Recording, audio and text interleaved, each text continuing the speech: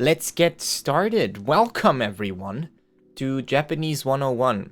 Quick intro, for those of you that don't know, I don't know if there's any, Japanese 101 is a series that I do here once a week, every Wednesday, where we go through some grammar together. It's kind of like a little lecture, a little lesson, and every week we have a specific theme or a specific topic that we want to cover. So, without further ado, this week's topic is, as you can see, Te-shimau and Te-miru. And with that, we jump into a pretty interesting, broader subject of general Japanese grammar, which is the subject of what happens if we combine different verbs, which is really interesting. Sort of where the fun really starts in Japanese. I guess there's two things that I would say really open up the door to more complex and more interesting Japanese sentences and understanding said sentences. And that's A, you need to understand relative clauses and the act of combining multiple clauses, but B, it is to do with understanding how auxiliary verbs function and how you can combine a given auxiliary verb with another verb and how it changes the meaning. And there's no like general thing. You just have to sort of learn one at a time, okay? You learn an auxiliary verb and how it combines with other verbs, and you learn what that means. So today we're going to look at two of those verbs. Namely, we're going to look at what happens if I combine the verb shimau with a verb in te form, and what happens if I combine the verb miru with a verb in te form. Now, these are purposefully in kana here because auxiliary verbs, aux verbs, usually in kana only, okay? That's sort of the rule of thumb, okay? This is not a super strict rule, but it is pretty common. So the difference would be that this miru here, arguably, you can say that this miru here is basically miru, this kanji, right? Miru, to see. But for the most part, when you look at verbs that are used as auxiliaries, and I'll give a bit of a better insight what an auxiliary even is. When a verb is used as an auxiliary in Japanese, generally you will write it in kana only, okay? That's sort of the rule of thumb. Now, what is an auxiliary verb? Well, generally auxiliary verbs are verbs that are like extra. They basically attach to other verbs and they change those verbs in meaning or mode or politeness or anything like that. Now, strictly speaking, we have already learned a whole bunch of such auxiliary verbs. The more I say it, the more slurred it becomes. Why would I say this? Well, strictly speaking, in Japanese, mas is such an auxiliary verb. Mas. Okay. Mas. Mas is theoretically an auxiliary verb because it is a verb that attaches to a specific form of another verb and it makes it polite.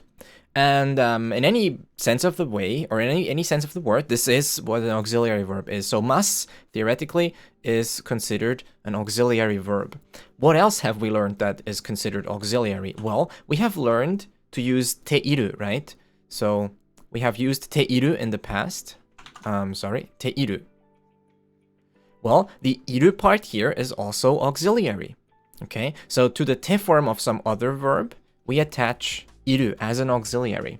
Now, this is also where we see that just because a verb can be an auxiliary verb does not mean it always is. That is even true in English. For example, the verb can in English, this can be a normal verb or it can be an auxiliary.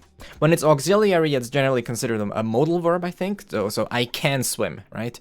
I can swim. There it is, auxiliary. It's an extra bit. It changes the meaning of to swim. It makes it so that we can swim. We have the ability to do so. However, I can still use the verb can in a non-auxiliary context. For example, I could say something like, can I even, wait, is there a way? Let me think right now before I say something that isn't right.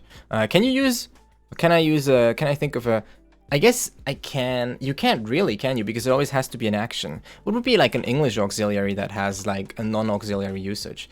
I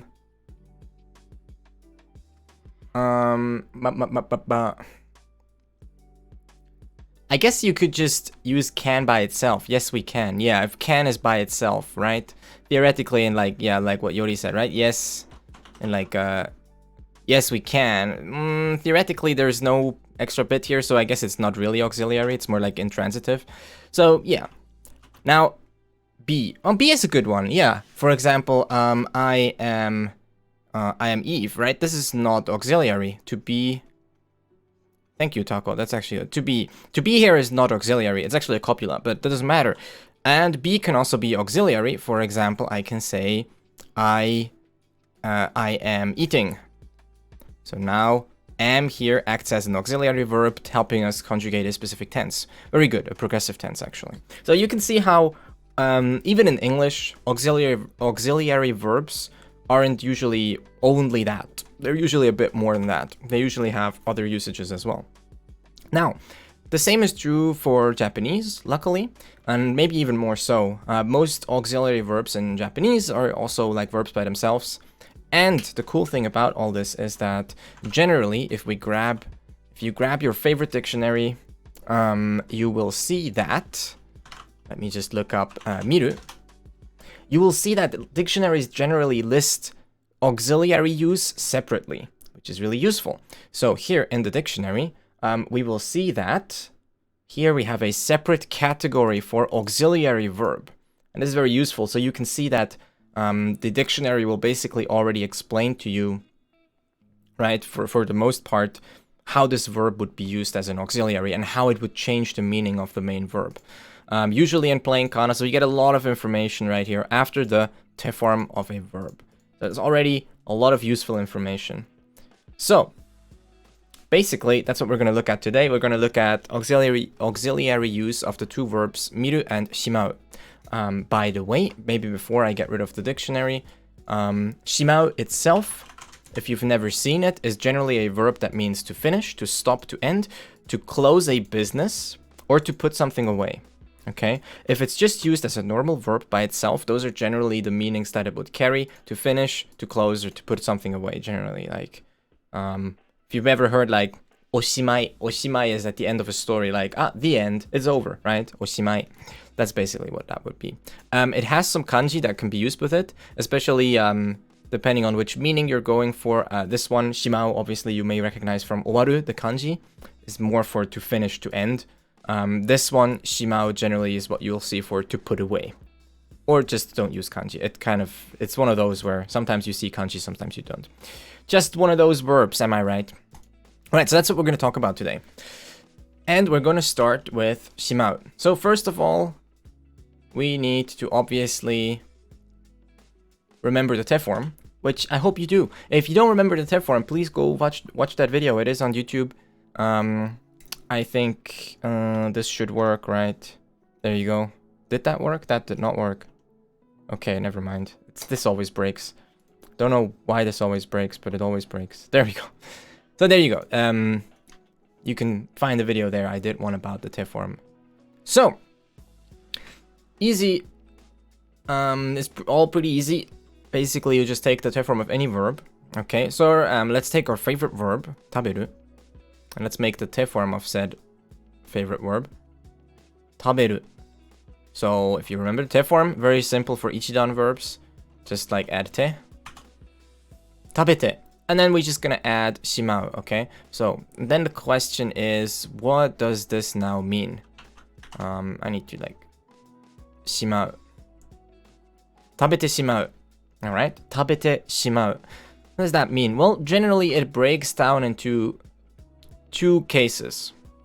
We'll start with two. It breaks down into two cases. Case 1 and case 2. Generally, it will break down into using Teshimau into like, completely do something. Completely do. Or sort of accidentally do. Accidentally do. do without meaning, right? You do it without meaning to do it. Now, once again, it's one of those cases where in English we kind of differentiate a lot more between those two, and in Japanese, arguably they're kind of the same. It's like you say the same thing for two different situations, I guess. It's just one of those cases of overlap. I talked about this quite a bit last time as well, or a while before that with causatives, where in Japanese you have to let someone do something and to make someone do something, which just kind of end up overlapping. So in Japanese, these two things are like much more similar, even though they're different things, right? In English, they are much more different, but from a Japanese perspective, they're much more similar. And it's basically the same with Te-shimau. So think of like Teshimau to be some sort of like superposition of those two things. Sort of like you do it completely, but also maybe without meaning to, or something along those lines. Like often you'll see, I think using Teshimau correctly and understanding Teshimau correctly boils down to mostly getting a lot of exposure. But Colt even mentioned it earlier, is that once you see this, you learn about this once, you will see it everywhere. This is very common. Teshimau is like an unbelievably common form. Because, let's face it, we do a lot of things accidentally without wanting to, or we do them completely. Yeah, I ended up doing X is a very good explanation as well. So like, you basically say like, tabete shimau. You'll end, like, I will end up eating all of it. Basically, can be one way of thinking about it. Now, keeping these two meanings in mind, let's look at it like a quick example, just with like some standard words, right? So for example, you could have something like keiki. Keiki o. I think my key here is screwed up. Yeah. Keiki o tabete shimau. Or tabete shimatta. Okay, let's use past tense. Tabete and then shimatta. Okay, so shimatta. Note that shimau, okay, shimau is just a go-down verb. So you should know how to conjugate this. Tabechatta is related to this, right? Yes, we will talk about that as well. Those are some shorter forms. Suki ni natte shimau. Yeah, suki ni natte shimau. So, tabete shimatta. Again, conjugation of shimau is standard godan conjugation, so I'm not going to explain it here because I have already made a video about godan conjugation. If you need to review that, that is okay. Arki, konnichiwa. So, tabete shimatta. What could this mean? Well, you could talk about yourself. You could be like, oh, I ate all the cake. Well, damn. Right? Sometimes you end up eating more than you want. You're like, well now I didn't want to eat the cake, but I've eaten it. So keiki o tabete shimatta. So like, oh no, I ended up eating the cake. Often tabete shimatta, this use of shimau can carry a little bit of a nuance of regret. Like you'd rather not have done it, but you ended up doing it anyways. All right, that's te-shimau. On the same hand, you can also say like, oh, I ate the whole cake. Zenbu tabete shimatta. Like I ended up eating the whole cake or something like that. Or even without the zenbu, it could mean all of it, right? Or I finished eating it, something like that. What Senpai also gave us is another interesting example, which was, oh, what about the phrase shimatta? It's the same as this one. Shimatta. I think it is. Let me just quickly confirm. I think it is from Shimau as well, though. Shimatta. Darn it. Yeah, it's from Shimau, sense 4. Basically, yeah. Shimatta here. It is the same thing, yes. Same shimatta. Shimatta basically means like I've gone and done it. Like damn. Like damn it, I did it. Like I didn't want to, but I did. And I ended up doing it all. Shimatta. Just past tense of shimau basically, but sort of carrying an extra use case, I suppose. Or more has taken on its own sort of meaning. Alright. So that's shimau. Again, what Senpai said. Futotte shimatta. Yeah, there you go. Missed the opening. Darn. Shimatta. So, another good example would be something like suki ni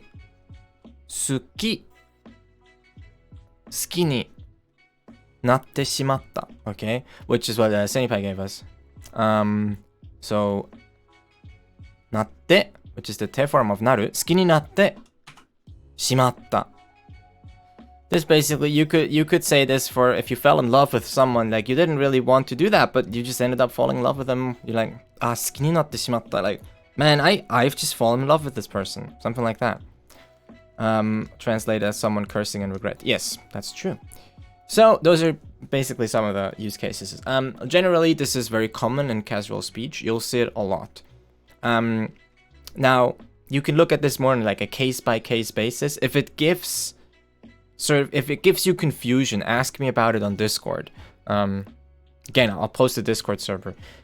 Usually it's like a case-by-case basis. If you see it and it's like, I really don't get why it's here. Though, honestly, when I learned about it, I didn't really see many of those cases. Mostly thinking of it either as a sort of regretful statement or... Well, generally it is regretful. Something like shimatta is often like regretful. You conjugate naru here, right? Yes, naru.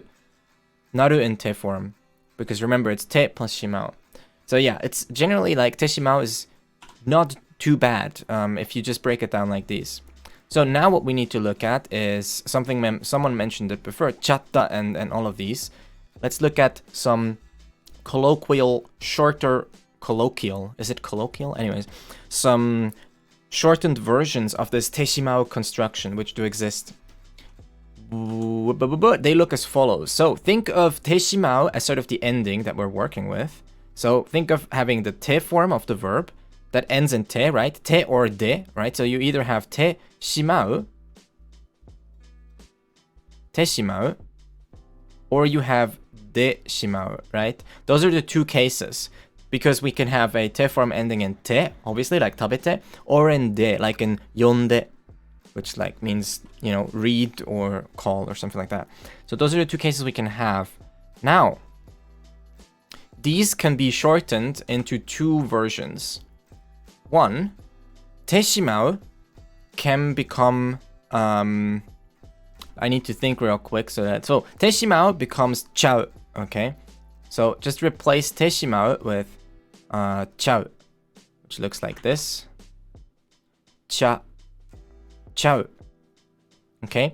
This will still conjugate like a godan u verb, okay? Same conjugation as any godan u verb, except actually same conjugation as shimau itself, okay? Chau. The other version would be chimau, okay? It can become... Oops, that's a bit of an ugly chi. It can become chimau. It's a bit longer. Chimau. And still conjugate just the same. Chimau. So instead of Teshimau, you end up with chau or chimau. Okay? And then here with Teshimau, it's kind of similar. You either end up with jiau. Okay? Like ja. Obviously we have ductin here, so we have a ductin version here as well. So chau, jiao, and number 2 would be jimau. Okay. Oh, so like people say shinjatta. Yes, exactly. Shinjatta. Shinde shimatta.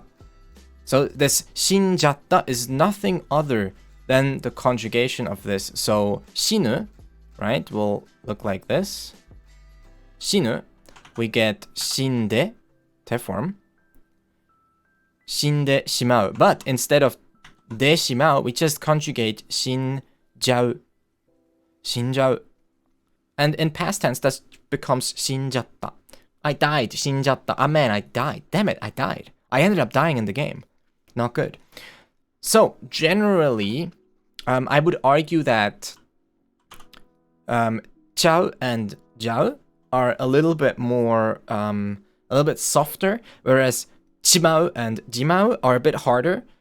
Basically, what that means is these ones here tend to be used more by male speakers, whereas female speakers may choose to use more this. However, male speakers also use the chau and jiao version very often. Chau and jiao. Both of these are often used by male speakers. However, I feel like the chimau and jimau ones may be more primarily by male speakers. It's more of a thing. It just has a bit of more of a rougher sound to it.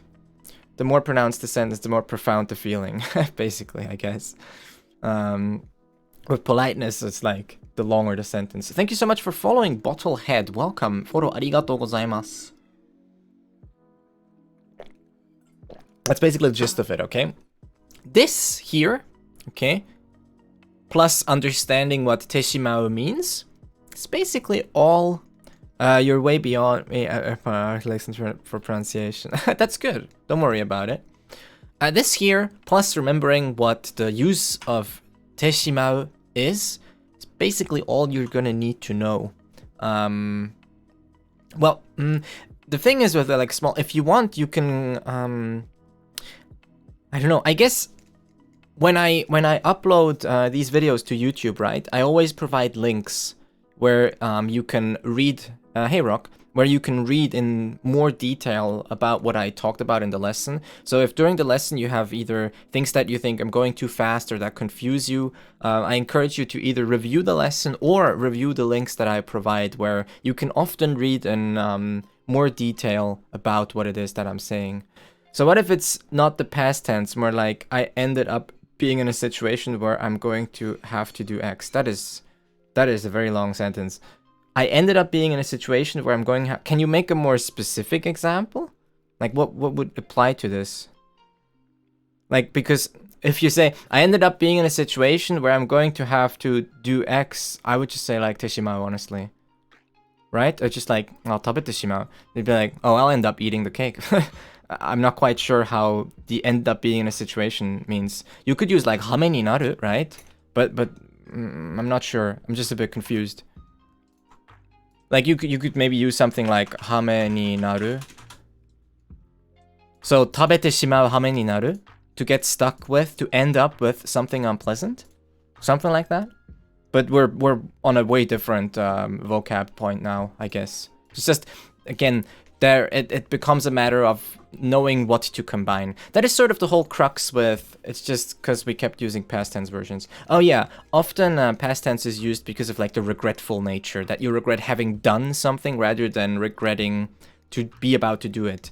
Hey Nana-chan, hello, konnichiwa. The difference would be that with the present, or let's call it non-past tense, which I prefer, the non-past tense would often maybe include more of a general tendency or a general action. So like, futotte shimau means like, so like, I'll definitely get fat again, something like that. How's you doing, Nana? How is your... Wait, did you stream today? Yes, you did. Right, I think you did. So you see with this sort of little table here, Teshimau, just remember, usually doing something accidentally or doing it completely with a little bit of regret or a little bit of like, oops, kind of nature, then Shimau is your guy to go to, okay? ちゃんと進んだ、すごい。すごい。らしくない。ごめんなさい。違う。So that's basically what you're gonna go for, okay? And then just the tricky part being that if you're not used to 死んじゃう means I'll end up dying. Yeah, exactly. Like 死んじゃうよ. Like あそこ行ったら絶対死んじゃう. Like I'll definitely end up dead, basically. Yeah. If you have trouble recognizing them, that's normal, okay? You just have to get used to all of these, because that's often a thing, is like deconjugating a verb or unconjugating verbs. Like you see them, you're like, what the hell kind of form is that? You don't know, just put it into... actually, Lorenzi's dictionary is pretty good at doing breakdowns of conjugations, even like longer ones. That's pretty good. And the rest is just getting used to it. And with this especially, you will see Teshimau so often if you do any sort of reading, listening practice, that eventually you'll have a pretty good idea when you're supposed to use it and when not. 本を全部読んでしまいました. Yes, you can use that. It's like, oh, I ended... ミスしちゃった。そうね。ミスしちゃった。ミスしちゃった。I ended up missing the start of the stream. Yeah, both of those sentences are good.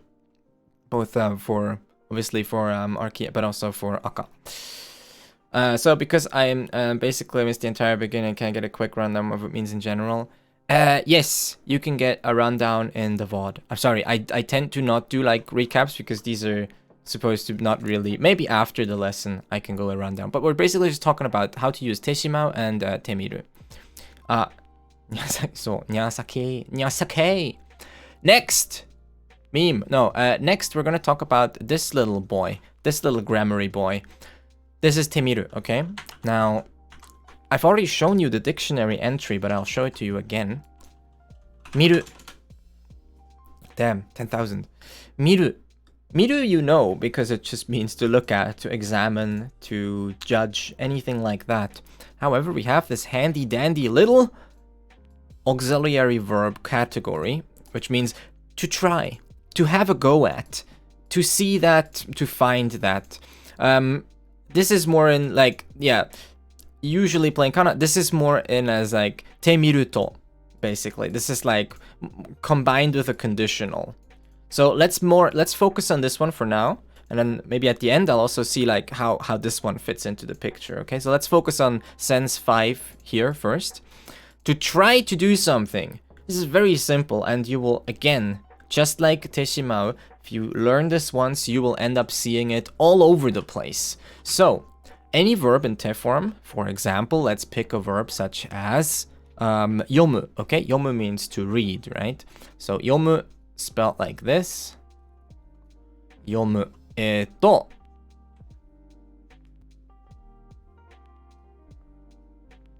Yomu. Yosh. Like that, right? Yomu. Contributing like crazy. Yomu, to read. Okay. So, how do you conjugate yomu in its te form? Well, you're supposed to know that. So, I hope that this is not a surprise to anyone. If you don't know this, again, review. You just go yonde, okay? So, yonde. Just like this. Yonde, nde, okay? Mu becomes nde. And then you add miru. So fairly simple. As far as the construction of this structure goes, it is really, really simple. Just the fact of adding miru to the te form. So now what it means is basically to try to read. To try to read. To sort of give it a go. To attempt at something, right? To give it an attempt. So yondemiru. Yondemiru, I'll try and read. 日本の新聞を読んでみました. Yes, exactly. I tried to read a Japanese newspaper. Can it be like a try and see? Yeah, try and see. You can think of it like that if you want to. Try and see what happens. 今年で痩せてみたんだけど失敗しちゃった. Very good. Arki-san, arigato. You can see Arki sort of combined both of our grammar structures together into a nice little sentence. 今年で this year 痩せてみたんだけど I tried to lose weight, but 失敗しちゃった. I ended up failing. Didn't work, right? Give it a looky was how I remember it. 歌えて people who do 歌ってみた. そうそう歌ってみた. Like I tried to sing something, right? So that's Temiru in its basic form. Now, again, how do you conjugate this? Well, it's simple. All you have to worry about is how do I conjugate miru? And I mean, miru is easy to conjugate. Miru, mimasu, mita, minai. Yonde minai. Yonde minai means like I'm not gonna try. Sore wa yonde minai. Like I'm not gonna try and read that. So you can make the negative out of that one. But generally you'll see it in a positive, sort of being like, yeah, I'll give it a go. Yonde miru. And I will use this a lot for when we try and do something. So I will do something like, you know, if we do a reading session, I might tell you something like, 読んでみましょう. Let's try and read this together, right? 読んでみましょう. Whoa. Which is also cool because de mimashou obviously combines now what we've learned a few weeks ago with the volitional, sort of let's try and do something, together with this Temiru form. So we can grab the meaning of the volitional, which means like let's try and do something, let's attempt something, and we can combine that with this newly learned auxiliary usage of miru and just pluck it all together and we'll get our meaning, okay? Yonde miru. And you can basically do this with any form.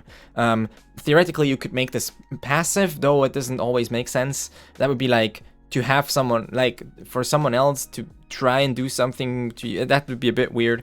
Theoretically, grammatically, it's all possible, but at some point you have to ask yourself, does it even make sense for me to say this? But yeah, grammatically, you can end up combining all kinds of grammars. It says shimau is completed action, so it's like just completed or completed in general past. It doesn't really specify when it happened.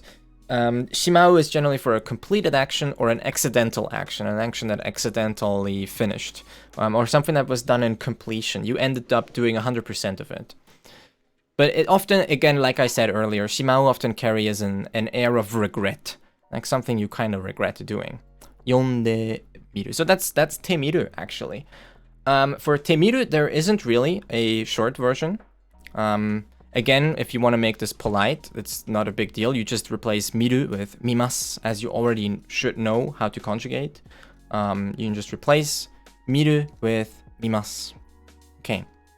So, real quick, right? The dictionary mentioned also this one, right? To see that, to find that. So, basically, what they mean here is with the Temiru to or te mitara te mireba. It's a bit of a wider point, but real quick to sort of talk about it. Yonde miru to, right? If we add to that, yonde miru to, then the sentence would go on. Now we have a sort of conditional, which basically reads as, when I tried to read it, I realized that. Yonde miru to, muzukashisugi da to, muzukashisugiru toいうことに気づいた. When I tried to read it, 難しすぎる, too difficult. We'll talk about sugiru in a future lesson as well. I realized that it was too difficult. So 言ってみれば, right? 言ってみれば would be another example that you hear sometimes. That's from you. 言ってみれば. 見れば. 言ってみれば. If you try saying it, then you'll realize something, right? 言ってみれば確かにそうですね. Well, now that I try saying it myself, you are right. So that would be that kind of usage, basically. You can see it falls pretty much along the lines of the already existing, well, if you try it, kind of use. All right? It's nothing very special. It's basically same old, same old. All right? Okay, do you have any questions about Shimau or Te-shimau and Temiru? Again, sort of the core points for today are Teshimau. First of all, we learn about the fact that a lot of verbs can attach to the te form of other verbs and function as an auxiliary. We've already learned about this with verbs like iru, te-iru. This is the same structure. It's just te plus a verb, and the verb just changes sort of the general meaning of the whole unit of both of them. Teshimau, mostly for actions that happen either accidentally, with you regretting them, or it had happened completely. And then, 食べてみると美味しいです. Yeah, if you try and eat it, then you'll realize it's delicious. Or, as I tried to eat it, I realized it was delicious. Aside from those two. Well, you have, famously, right, you have the te kureru, te morau, te iku, te kuru. Teshimau is one of them that we had today. Te yaru theoretically works as well. What is another one? I can't. Te aru, I guess. Te aru works as well. There's quite a bit. There's like 10 or so that are pretty common, I would say. So yeah, and we're gonna talk about most of them, I think. Especially the ones that I mentioned right now. We'll talk about. I mean, we've already kind of talked about te aru. I'm pretty sure. When we talked about te-iru, I think, or transitivity and stuff like that. Cool, that's a useful grammar. Yes, this is very useful stuff. Okay, I guarantee you'll see this all over the place. And then again, like takeaway for Temiru, simply know how to make the te form of a verb and add miru to it. You end up with the meaning of to try and to attempt to do that verb. Now, if you compare to what we learned a few weeks ago, which was o tosuru, so volitional plus tosuru, right? So yomou tosuru. The difference, I would say, is the sort of difference in immediacy, or also that o tosuru often, like I said back in the lesson, has to do with how it appears to you. So generally, when you either say it about someone else, you would say like, yomou to shiteiru. Oh, they're trying to read it. They're about to try and do it. It's pretty immediate. Okay? Whereas yonde miru, yonde miteru would be more of like or he's trying to read it right now, or yonde miru, he's going to try and read it. Could also be like a future, much in the future, something like that. Plus the other difference, if you use it for yourself, generally if you're yomoto shiteiru, that's like you're really about to do it, you're about to attempt to read this thing. Whereas yondemiru could be sometime later or some other future point in time. So yeah, I would say there's sort of where the main difference lies between those two structures, in case you were curious about that. Alright. Kureru was what you meant to do for one to take travel to. Yeah, that's kureru. Yeah. Generally, again, if it's used as an auxiliary, you're not going to see the kanji. It's very, very uncommon for the kanji to be there. This is not a strict rule, but it's more of a thing that just most people just do. It's not wrong to use the kanji in an auxiliary, but it's generally just not done. It's also sort of to help you understand.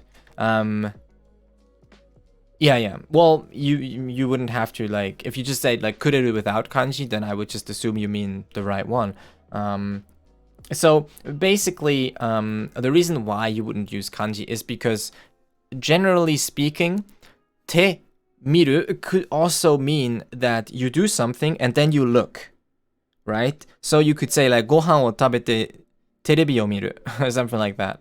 Right? Theoretically, this sort of te and then the miru, those could also be separate actions. So to sort of differentiate between a heavy auxiliary use of the verb and more a normal verb use of the verb, generally, if it is auxiliary, we will choose not to use kanji, basically.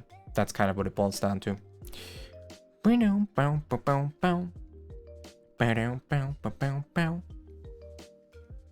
All right.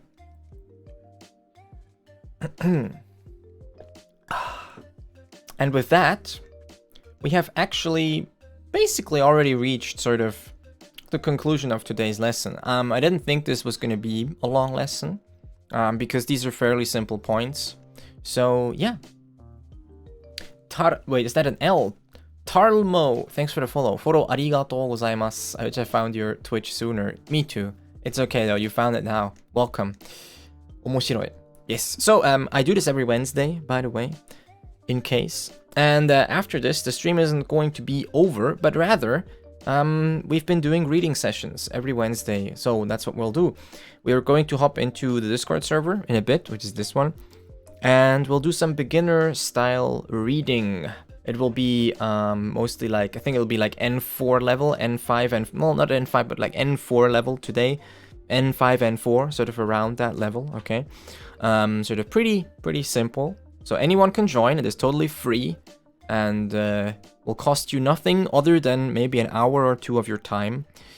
And that's what we're going to do in a bit. But for as far as the lesson is concerned, this is where this lesson ends. And if you want to see the other lessons, they are in this playlist that you can see on YouTube that I'm currently still updating. I'm like a few lessons behind, but these will be uploaded in the coming days. And you can also see some other stuff on the YouTube channel if you want to, so feel free to check it out and subscribe. Alright, folks, that was it. I'll see you in the next lesson.